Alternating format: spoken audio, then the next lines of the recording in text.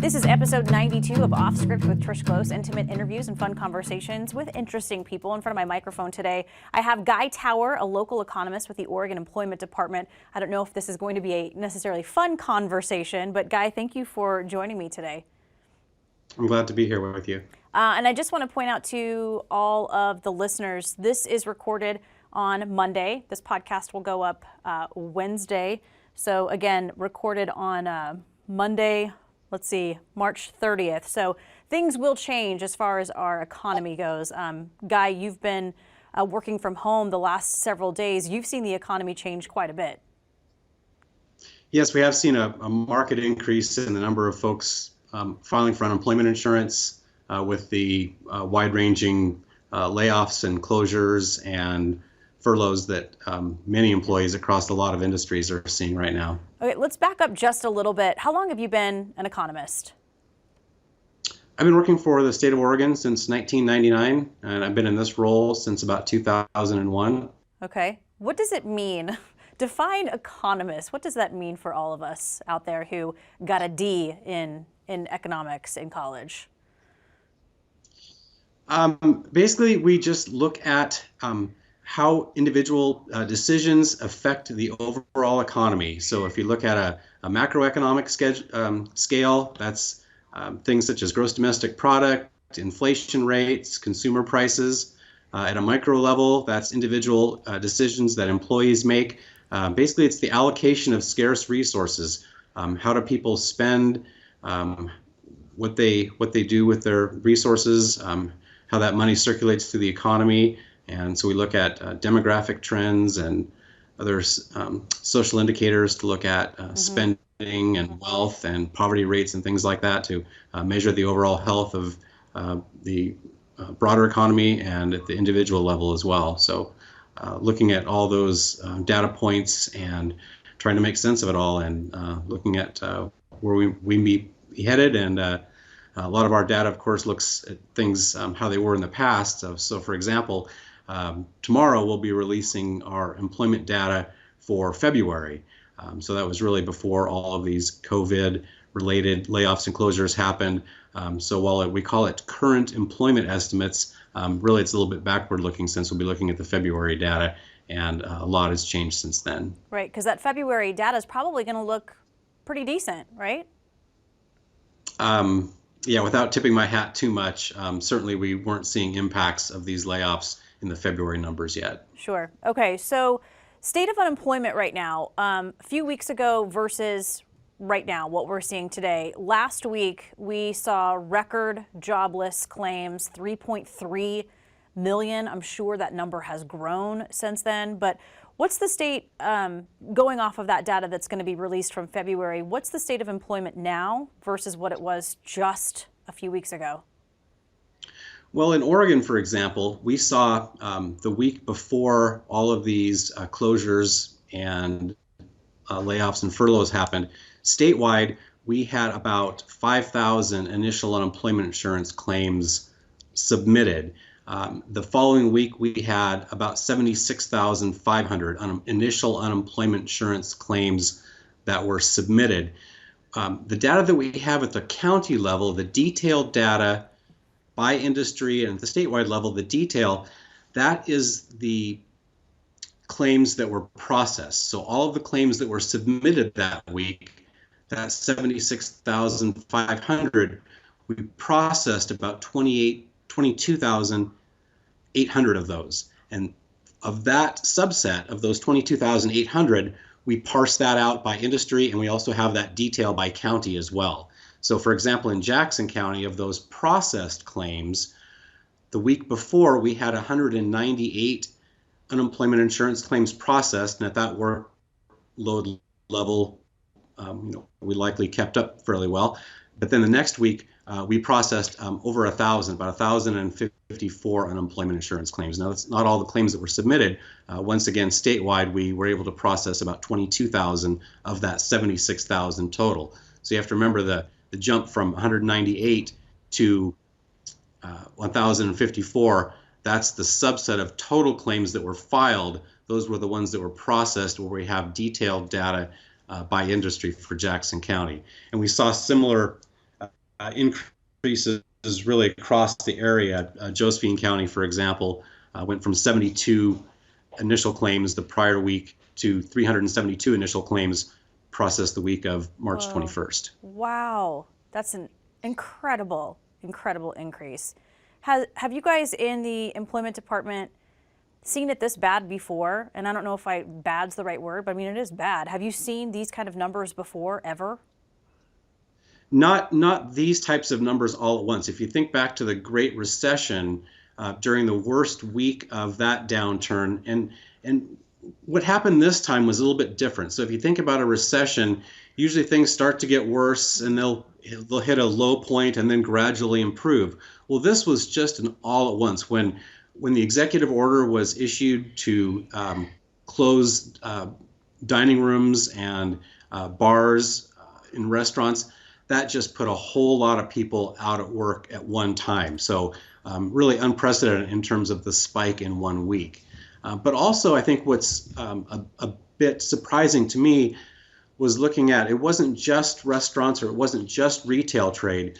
We really saw the increase in claims across a lot of industries just in that 1 week. So that was the part that really was a little bit surprising to me. For example, in the healthcare and social assistance sector, we saw about a 400% increase over the week in claim 14th, and then 139 claims in the healthcare and social assistance. So I think a lot of that has to do with clinics and offices having to cancel elected procedures, or dentists Right. possibly being only open for emergency surgeries. So really this wide-ranging effect across a lot of industries, just in our first snapshot of how some of these initial claims have played out. So, In the Guy, past couple weeks. you broke up just a touch when you were talking about those healthcare numbers. Can you repeat that again? Those Sure. figures. Yeah, in healthcare and social assistance, so that wasn't a huge portion of our total claims, but we saw that jump from 27 the prior week to 139 Okay. during the week that ended March 21st. Okay. So So I think what even in that sector right. I mean, during is the being pretty great recession resistant. right. Sorry. During the Great Recession, it sounds like we were seeing those unemployment numbers over a longer period of time. So as things got tougher, more and more people were out of work, getting laid off, whatever. This essentially was a blank. I mean, in a couple of days, we had a massive amount of people filing for unemployment claims.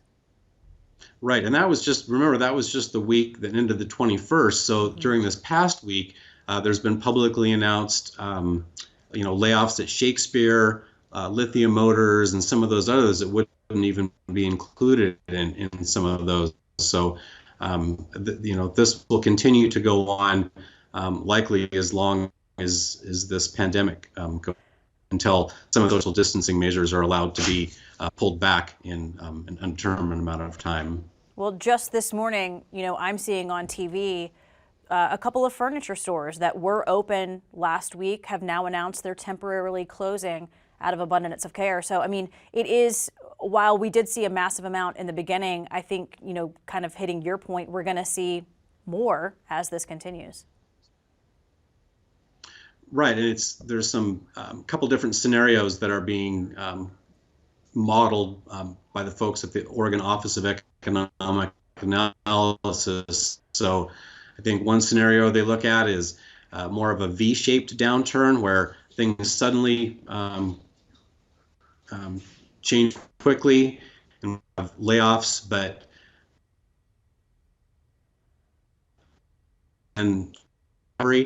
that really depends on the course of this disease and outbreak. Exactly. As far as this unemployment, this huge hit that we've just taken in the last few weeks, how does that impact the economy? Well, one, it puts a lot of uncertainty because people don't know. I mean, of course, no one knows the future. And unemployment, it certainly, makes you pull back in your own spending. So then you get those secondary effects of, as we all pull back on our spending, then there's less business out there for the businesses that remain open. So then they'll start to feel the effects of, even if they weren't laid off or if their business is still allowed to be operating, just that general uncertainty and worry about the future causes everyone else to pull back, other than buying the necessities, just groceries and staples you need to survive. Right. And there are businesses that are hiring right now. What is your, I guess, the suggestion of the Oregon Employment Department? If you have been laid off, if you are filing for unemployment, I mean, should you be going to look for a job right now, ASAP? Well, we do have job listings posted on our website. So if you go to employment, make sure I get it right here, oregon.gov/employ, there's information about layoffs, how to file unemployment insurance, and to find online postings and postings that are listed with things as immediate need for those businesses that are trying to ramp up and deliver more groceries and other consumer staples and get those products into people's hands. There are certain jobs out there that you guys are flagging on the website? Correct. For employers that are looking to fill positions right away, we have those flagged in our system as immediate need. So folks can go into our website at oregon.gov/employ, and job seekers can search for positions by location. And once you get into that field where you're looking for type of job, then just type in the words immediate need, and those jobs that employers are trying to fill right away have been flagged by our staff, so we can hopefully fill those positions for employers and get a few people that are looking back to work, hopefully. Because you were saying the best thing for people to do right now, I mean, before you could go into the Oregon Employment Department office and find resources there, but now you're really sending everyone online because that's just how it is right now. Well, we are still helping folks one-on-one who don't have access to phone or computer, but we're doing that by appointment only, really trying to limit the amount of foot traffic that comes through our office doors and keep those face-to-face interactions at a minimum, of course at a safe distance, but we're just trying to eliminate the amount of foot traffic that we're having come through our doors. So we're still offering all the assistance that we always have: resume writing, assistance with interview prep, helping people find work, but we're trying to do that remotely. So by phone, by email, by Skype, we're still trying to provide those services locally, just with having less face-to-face interaction. So we're really encouraging folks to go onto our website, especially for unemployment insurance claims questions. Okay. And then going back to what you were saying about the Great Recession, we saw numbers get bad over a long period of time. With this current situation, we're seeing the numbers get bad kind of right before our eyes. It's pretty immediate. I guess looking back at the Great Recession, I mean, we did come out of that. It took some time. Are economists predicting that's going to be the same thing that happens here, or is it too hard to say right now? Well, it's really dependent on the course of this virus. So that'll really dictate when things can get back to normal. There's a lot of angst about, if I've lost my job and my businesses is possibly closing. Certainly it is a time for worry, but, historically, we've always recovered. I mean, if you think about all the folks that are trapped in their homes right now, nobody's been able to leave. People have been able to cancel vacations. At some point, we will come out of this on the other side, and there will be a lot of pent-up demand to go back to living as normally as we can. We don't know what the post-COVID-19 world is going to look like. No one really has those answers. But there certainly will be a lot of pent-up demand for people to get back to as normal of life as they can and go back to doing what they've been doing before. So, I mean, our economy was in fairly strong shape. If you look at our labor market, in terms of our, most people that were looking for work were working. Our unemployment rate was down to around 4% before all this hit. And certainly there have been a lot of layoffs and closures. But, at some point we'll make it to the other side of this. Right. I think for a lot of people, that hope, hanging on to that is a nice thought. But for a lot of people right now, that looks really far away. And it is, especially with all this uncertainty, because we just don't know. This is something that we haven't faced before. So there's no roadmap that's gonna really guide us out of that. It's really, I think it's our individual actions that will determine the course of this disease and how quickly we can, flatten the curve and lower those transmission rates and hopefully put this behind us. But it's going to be a long slog to get to that point. Okay, and just the way it's looking now. Right. Yeah. Just wrapping up. Also, the role of the Oregon Employment Department. What are you folks doing right now on a day-to-day basis? I mean, I know a lot of it is looking at numbers and tracking claims, but as far as the business side, what are you guys working on a day-to-day basis? Well, it's really getting as many people as we can to help process those unemployment insurance claims. Because like I mentioned earlier, with 76,500 claims filed in just 1 week, and we were able to process 22,800 during that first week, we have really ramped up our effort to move people from our workforce operations area over to the unemployment insurance side, getting just doubled the number of people that are processing claims to get that work done as fast as possible. So I'd say agency-wide, our main focus is getting those unemployment insurance claims processed so folks can start receiving those benefits if they're eligible. I think some positive news that we haven't really touched on yet is the federal legislation that was recently passed that sounds like it will add additional money on top of the state money for folks that are lost a job because of COVID layoffs. And also, for the first time, it sounds like those benefits are going to be extended to self-employed. So if you think about all those people that were forced out of work because of, their own safety concern, but also state executive orders, those manicurists, barbers, hairstylists, all those folks, many of those folks are independent contractors and self-employed. They may work within a physical location of a business, but a lot of those folks technically may be independent contractors, so previously would not have been eligible for unemployment insurance. And my understanding of this federal legislation that has been signed will extend those benefits to those folks that are working for themselves that really did not have a safety net in terms of any sort of unemployment compensation. So it's very early in all this, and I don't know how all that's going to play out, but I know that's something that folks should be paying attention to, that may just think, well, I'm a self-employed, there's nothing out there for me in terms of unemployment. This federal legislation looks like it may offer a lifeline to those folks. So that's something to be looking forward to. Absolutely. Should we expect some businesses, though, could not make it out of this?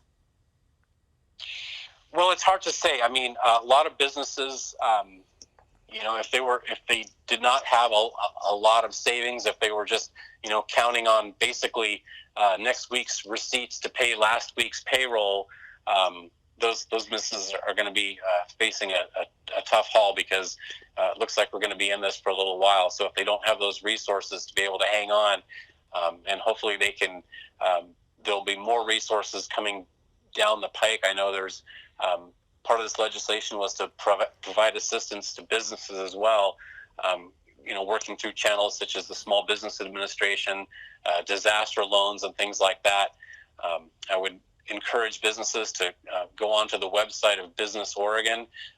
They're the state's economic development agency, the small business development centers, websites will have information about Small Business Administration, emergency financing, and loans.